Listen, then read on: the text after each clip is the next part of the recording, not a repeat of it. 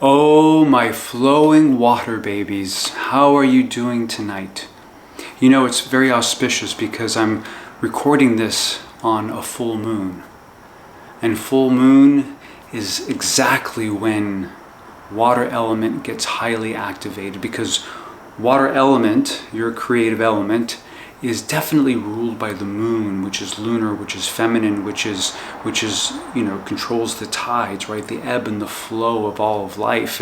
And water is the element that brings things to life, right? Because water is emotion, and it carries with it everything, all the nutrients that whatever needs to be activated, right? It comes through the element of water. But because of that, water also is very absorbing, because there's a reciprocal element. You know, it's the figure 8, right? It's the infinity. So there's a reciprocal energy with water. And that's one of your beautiful gifts, but it's also one of the challenges. Just like all gifts, right? All gifts has the opposite and equal challenge area. So as water, one of the most important things to you is having a container or a vessel, because without a vessel or a container, water ceases to exist as we know it.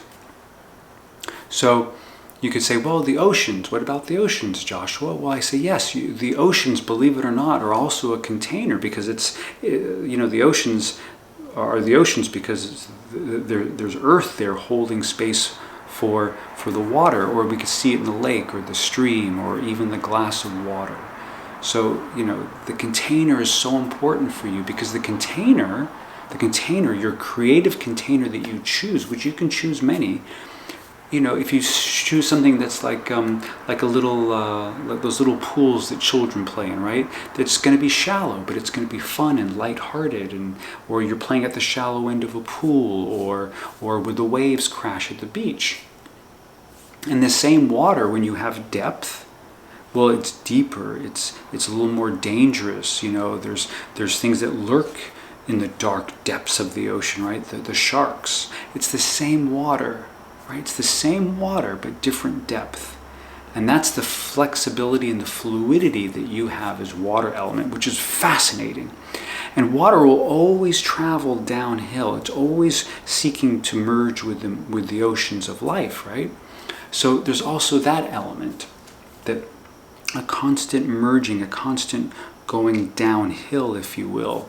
So all of these are parts of your nature, which also will lead to some of your growth opportunities.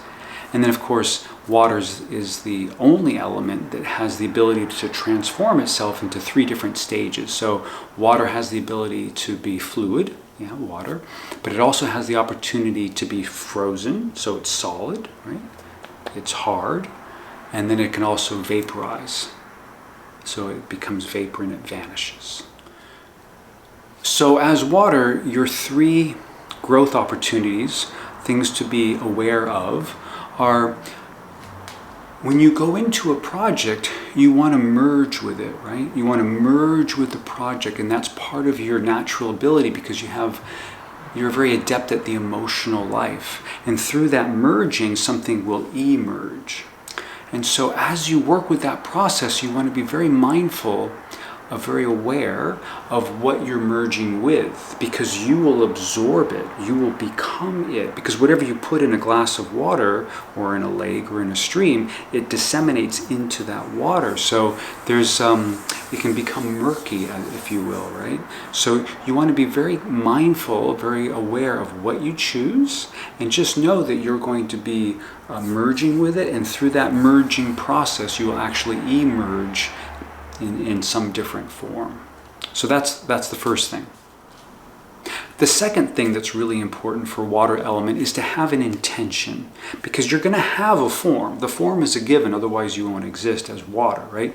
So as water, you really want to pick your intention, because if you don't pick your intention, then the element of gravity will take over, and it will just take you down the meandering road or the river, or towards the ocean. So if you want to have the intention of being a dam or a huge lake, or you have some sort of intention that you want to create, and it might be to go upstream, right? Then you're going to have resources summons within you to really hold that vision of what it is that you want to create, and to have the intention and to direct the water into a certain zone. We could even use the example of like the Panama Canal, or something that, you know, a hydro plant where you're using water intentionally to create something else. So really think about, what's my intention as water as I go into my creative process. And the last thing as a water element that you want to be aware of is the element of stagnation. Now, water tends to want to flow, right? The river goes down the river, and if there's enough energy behind it, it keeps it clean and it keeps it moving, and there's oxygen, there's air element comes in and keeps everything fresh and alive. And so when you do that, you're always moving, and then there's going to be elements where you could go off into a tributary and you could get stuck. You know, you become stagnant, you become non-moving. And within that, you could have a microclimate that actually starts to grow a different kind of algae or moss, or you know, you can create, you know, where little animals come and drink from you and stuff like that, right? So be very intentional, again, be very intentional and mindful that if you are going to go off into a tributary and you're going to stop your flow, know that you're going to be creating a microclimate there, and is that what you want to create? Otherwise, you'll need to get back into your flow so you can keep moving, keep your intention pure as to where you want to go with your creative life.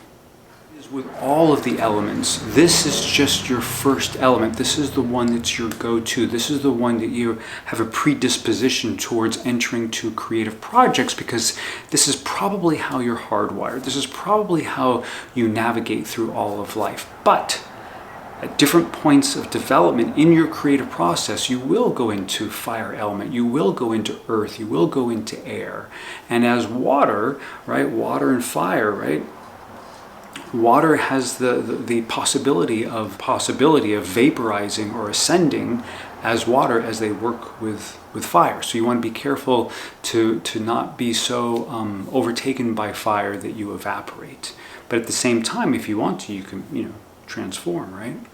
And then when you work with earth is fantastic, because, you know, this is part of you giving life back to earth so that something can grow. And the same thing with water. Water and air element can create amazing weather systems. They can create incredible atmospheres. So just be really mindful of how you want to work with your with the other elements throughout the phases of your development. That is your foundational element. I just want to reiterate again that that's your foundation. The foundation can alter and shift throughout your lifetime, and it's definitely not the only element that you're going to be creating with throughout the different phases of any project that you're working on. So keep looking at how you relate to other elements. Keep relating to yourself of what you need in terms as you progress through your projects. But what this has been about is by helping you, hopefully, to own the creative element that you are innately in your heart of hearts, so you can own it, so you can use it to its maximum potential. I hope you enjoyed everything here. Please check out the website. And lastly, subscribe to this YouTube channel. That would be the best. Thanks for coming by, and I'll see you again soon.